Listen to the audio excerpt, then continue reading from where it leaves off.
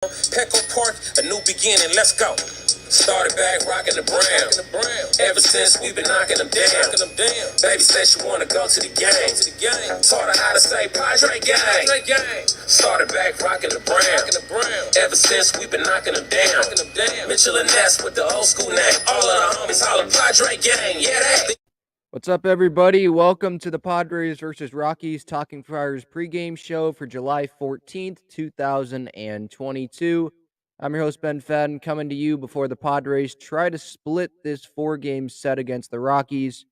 Rockies are 40 and 49 entering today's matchup. The Padres are 50 and 40.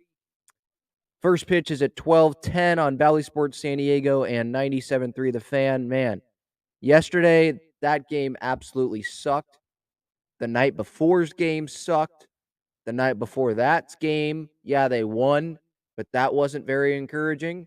And today, you're just hoping for a split. I mean, through all of the, pretty much crap that the Padres have been through these last 2 days, you know, to get a split in this four-game set would be absolutely amazing. It would be a miracle. It would be like, wow, we got a split when we choked 2 3-run leads in one game. We had a couple base running decisions, baffling base running errors decisions in one inning. We had Blake Snell starting the series finale at Coors Field. We had Joe Musgrove not really be on his game, and we take a split. Like, that would be really, really amazing for a team that's obviously scuffling right now. They're 5-12 in their last 17 games. I was talking with Jim Russell on the Padres wrap-up show last night on their channel about the Padres and their record in the last 17. And I think they're, like 6-13 in their last 19 games. Like, it's not pretty right now. But they're just hoping to get through this All-Star break or get to the All-Star break. And, you got, 4 games left? Hopefully you can take 3 out of 4, but that would probably mean that you win today and then you take 2 out of 3 against the Diamondbacks. And the way that they're playing right now, no Musgrove this weekend, like, that's not even a guarantee. So really hoping that they can win today and then they can at least, you would think that they'd have a chance to take 2 out of 3, but based on the way that this team is playing right now, that is not a guarantee. I appreciate everyone for tuning in live or on replay. I encourage you to hit that subscribe button for daily Padres content. Padres entered today's game second place in the National League West, 8.5 back of the Dodgers. Rockies are in last place, 19 games back. I mean, the Dodgers last night, they were down 6-0 to the Cardinals, and they came back and won that game. That's the difference between the Padres and the Dodgers right now. The Dodgers, it feels like they're resilient, and they keep coming back, and they have depth in the offense. But the Padres, that's not the case right now. Like, you look at the numbers, and who are you confident in this Padres lineup right now? For me, it's like 3 guys: Manny, Crony, and Mazzara, And then, yeah, like today's lineup, the Padres, they're running out Ha-Seong Kim leading off. I mean, I'm not terribly confident in him. I know he's done pretty well this series. Then Crony, Manny, Alfaro, I guess, would be that 4th guy. But then Hosmer, no. Voit, no. Estier Ruiz, yeah, kind of, but it's his 3rd game. Trent Grisham, no. I skipped over Mazzara because he's hitting 7th. I agree with the Padres putting him in the lineup. I think they should have had him in the lineup every day 2 weeks ago, based on how he's been positively affecting this team or giving an impact to this team. He hasn't been horrible defensively. So Mazzara, Crony, and Manny, those are like 3 guys that I guess I'm confident in. And I know Manny would probably tell you that he's not playing healthy right now. And I know he's not going to admit that to the media, but he would say that probably, behind closed doors. And he's not swinging the bat amazing right now, right? I know he hit the bomb in, I think, game 1 of the series, but he's not playing amazing. So this offense, they need more in this lineup. That's obvious. We'll see what AJ is going to do at this deadline, before the trade deadline, and when Fernando comes back. Just have no idea when he's going to come back. We were supposed to receive an update yesterday on when he's going to start, swinging full and all that off a tee, and we never received that update. And usually Bob Melvin does not speak to the media before day games, so we're not going to have an update probably until after today's game. So that sucks. So there is no really Fernando update. But getting back to today's game, I'm Blake Snell on the mound for the Padres, Kyle Freeland on the mound for the Rockies. And the last time Kyle Freeland faced the Padres, he went 7 innings and gave up 4 earned runs. He only walked one guy. The start before that, remember, I believe that was the same start where Gore pitched and he sucked in game 2 of the doubleheader. He went 6 innings, Freeland did, gave up 2 earned runs, walked only 2 guys, didn't give up any home runs, and lowered his ERA. Went 96 pitches, and he embarrassed Mackenzie Gore in terms of like comparing their starts up against one another in that game.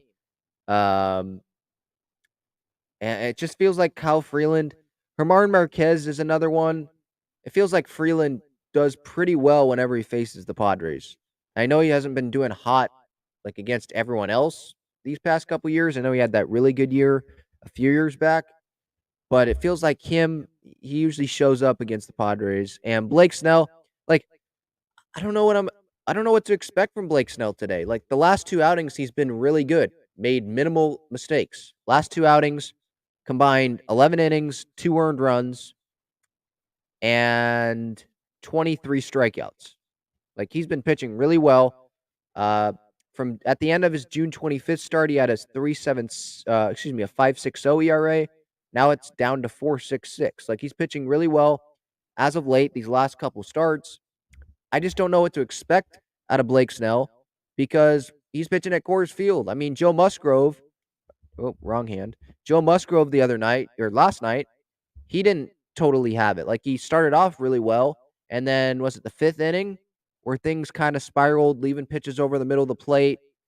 Fastballs on probably counts where you should be throwing the breaking ball.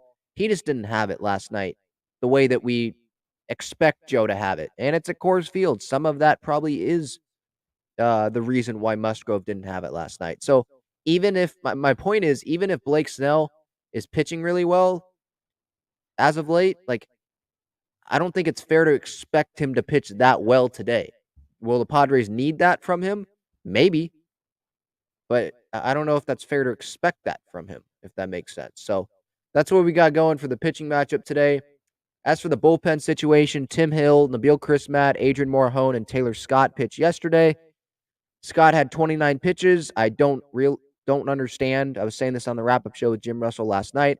Don't understand why he was in that game in a tie game when it was 6-6 in the 7th. You activated Adrian Morahone before the game. Why are you not pitching him then? Instead, you decide to pitch him when they're down 3 and the game's over. Don't understand that.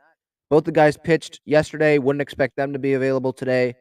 Crismatt could be available today, but you also have 3 straight games against the Diamondbacks before the All-Star break tomorrow, Saturday, and Sunday.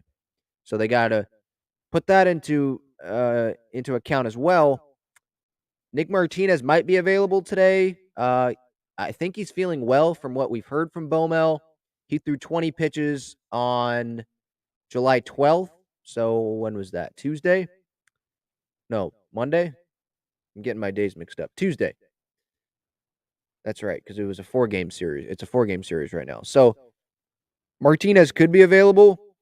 I would think that Rogers and Garcia definitely get into the game, like no matter what today. They just have not pitched in a while, especially Luis Garcia. He hasn't pitched since July 9th. He's had 4 days off entering today's game.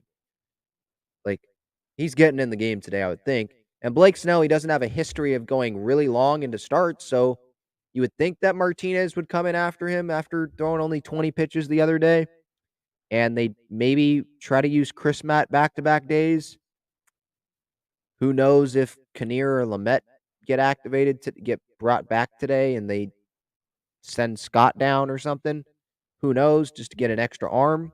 But I think Rogers and Garcia definitely are used today, and Martinez would be available today is what I would think. My Padre pick for today is going to be Jake Cronenworth. I had Nomar Mazara yesterday. He got a hit in the 3rd. I think he got at least 2 hits. So I am 52-31 so far this season in my pregame show Padre pick. Keys for today, what to watch for. I mean, how long Blake Snell goes. I think you got to watch the IQ of this team and are they mentally there? Because they have not mentally been there pretty much this entire series, especially the last two games with base running mistakes, fielding errors, dropping fly balls. Hasn't been there mentally. And so definitely be watching that. I'll have the highlights and lowlights as always at Talking Friars on Twitter. Um,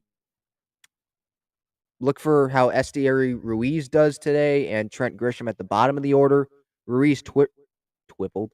He tripled yesterday in the gap, but then Grisham struck out. I like that Grisham's hitting ninth. He deserves to be hitting down in the order if he's playing at all, because he's just not there really offensively or defensively. He's hitting 190 this year.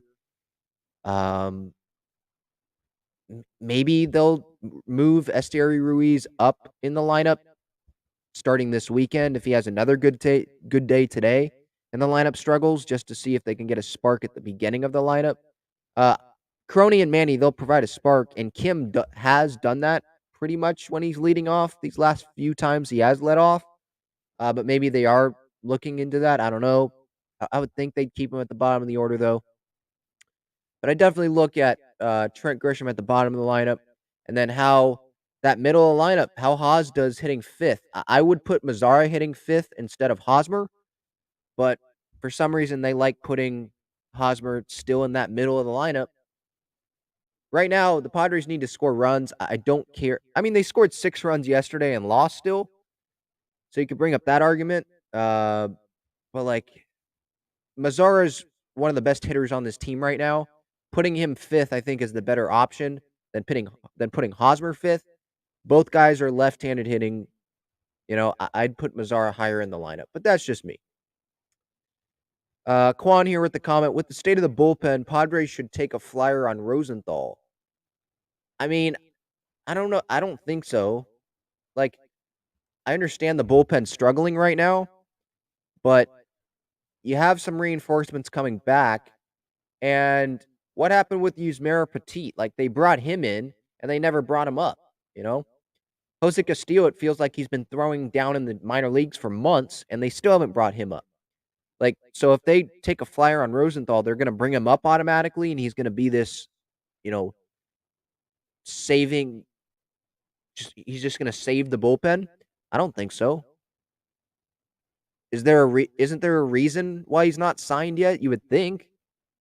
I wouldn't do that, to be honest. I would do this. I would pitch Adrian Morejon in a tie game instead of Taylor Scott. I would bring up Reese Kinnear instead of having Taylor Scott here. I think Reese Kinnear's been pitching pretty well when he's given, or whatever situation that he's been put in the bullpen when he's at the big league level, right? You know, I know Lamet doesn't look great, but I'd still try to put him in there than take a flyer on Trevor Rosenthal and spend more money, you know? So that's just me. What else we got here? So pitching matchup, Snell against Freeland, like I already talked about. The Padres lineup, again, if you're just coming in here, Hassan Kim, Jake Cronenworth, Manny Machado, Jorge Alfaro, Eric Hosmer, Luke Voigt, Nomar Mazzara, Estieri Ruiz, and Trent Grisham is batting ninth. And then in the bullpen, I would think Nick Martinez, Taylor Rogers, and Luis Garcia would pitch today. Maybe they go Chris Matt back-to-back days today after Snell. Chris Matt threw like 11 pitches yesterday. But Taylor Scott definitely is not going to be available today. Even if he was, he should not be pitching after last night's performance. So that's what we got. Padres are 50-40, looking for their 51st win today, looking for the split. I'll be back with a series reaction after today's game.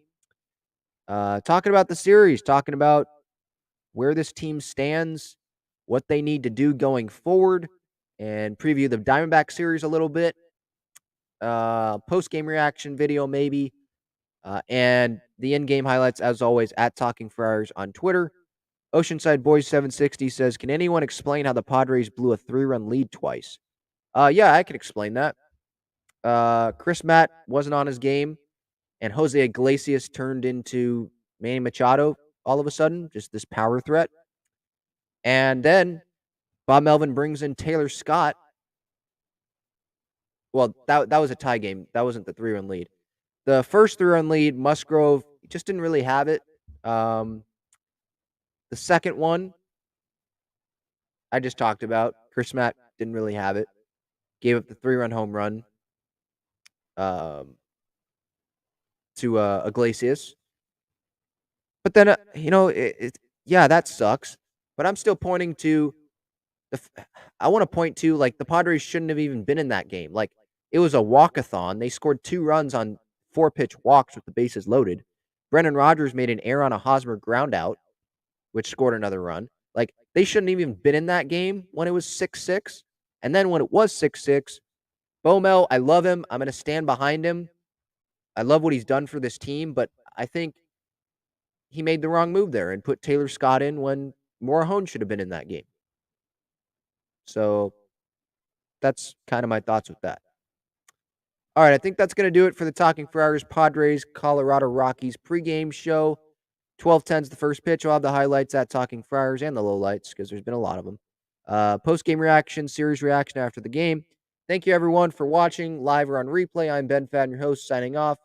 Go Padres. Enjoy the game today if you can, and I'll talk to you guys later. See ya.